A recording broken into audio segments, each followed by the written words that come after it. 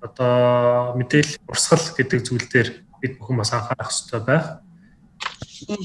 Манай байгууллага бол захимжуулах ажлууд хийгдэж явж байгаа. Энэ дээр харагдаж байгаа одоо түгээмэл зүйл юу вэ гэхээр докторноо өөрийн чиглэлээр мэдээллийн бааз мэдээллүүдээ цуглуулсан байгаа. Ямар нэгэн дотор одоо худалдаа экспортын чиглэсэн одоо бараа бүтээгдэхүүн түн тавигдах шаардлагын талаар мэдээллүүд бол байна. Тэрийг бол нэгтгэх, тэр мэдээллийн урсгалыг төрийн байгууллага болон төрийн бус байгууллага ашиглаж явахын мэдээлэл болон гэж би бол хувьдаа дүгнэж байгаа. Одоо манай харилцаа холбооны байгууллагууд одоо үд харах хэмжээг аваад явж байгаа гэж би бол итгэж байна. За түгээмэл байдаг асуудал юу вэ? Худалдааг дэмжих чиглэлээр юу хийгдэх ёстой вэ гэхээр мэдээж сая яригдсан бүх асуудлууд бол мөн одоо тээвэр логистик, за чанарын асуудал, стандартын асуудлууд бий. Гэхдээ нэг маш том Монголд байгаа асуудал миний хувьд харж байгаа нь бол Монгол одоо экспортод гарч байгаа бараа бүтээгдэхүүн юу гэдгийг чанараа нотлохдоо цаа талынхын хэрэгцээ шаардлагыг хангахтаа гэсэн үг шүү дээ. Тэгээ одоо танил тал найз нөхөд ашиглаад аргалах тийм асуудал маш их гардаг юм байна. Таньд хүн байх юм бол чи манай лаборатори шинжилгээг нэг хайтайхан гаргаад өгөөч гэдэг юм уу? За чи одоо манай стандартыг хангасан гэдэг нэг бичиг хийгээд өгөөч гэдэг юм уу, тийм ээ? Энд чинь эргээд одоо урт хугацаанд Монгол улсын бараа бүтээгдэхүүний дэлхийд зах зээлд эзлэх байр суурь тэр нэг брэнд нейм гэж яриад байна, тийм ээ? Тэрэнд бол маш түрүү нөлөөлөд байгаа юм л да. Одоо сая түрүүн бид чи татсан те Монгол зөгийн бол гэж ярьж байгаа.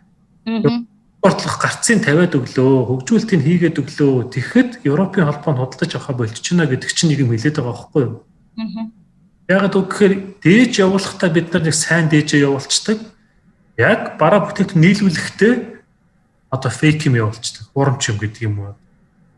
Аргацаа явуулцдаг. Тэгэхээр урт хугацаанд нөгөө бараа бүтээгдэхүүн чи экспортод гарах боломж олцоо нь бол байхгүй болчихж байгаамаа. Тэгэхээр энэ үйлдвэрлэгч аж ахуй нэгж маань өөрөө нэгдүгээр хариуцлагатай болмоор байна. Хоёрдугаарт гэвэл бас одоо экспортод гарч байгаа бараа бүтээгдэхүүн одоо судалгаа хиймээр аж ахуй нэгж маань маш түүх ширдэг. Зүгээр орж ирээд үгүй нэг ингэчмээр байна, тэгчмээр байна, туслаад өгөөч, дэмжиж өгөөч гээл янз янзын дарга нар гişүүдээр яриулаад байдаг. Гişүүд нь яриад манахаас одоо зөвшөөрөл өгөөд худалдаа авахч тал нь тэрийг зөвшөөрөхгүй байгаа юмыг одоо бид яах ёстой юм бэ? Тэгэхээр манай үйлдвэрлэгчид маань өөрсдөндөө бас дүгнэлт хиймээр байна. Цэцлүүгэл бурууч ихэд байдаг. Төр засаг дэмжихгүй байна л гэдэг. Яг гаргая гэхээр нөгөө бүтээгдэхүүн маань нөгөө худалдаа авахчийн шаардлагыг хангахгүй байна шүү дээ.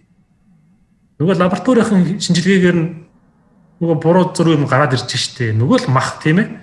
Оросын холбооны ус Европын одоо эдийн засгийн комиссар бид удаагаар хандчихлээсэн махны экспорт хийя, махаа гаргая гэхэд танаа малны лабораторийн шинжилгээнд байвал бид нар окей зөвшөөрч байна гэдэг чинь. Бид лабораторийн шинжилгээг өгөхөд шаардлага хангаж чадахгүй л байгаа. Тэгэхээр энэ дээрээ бид нар дүгнэлт хийх хэрэгтэй юм байна.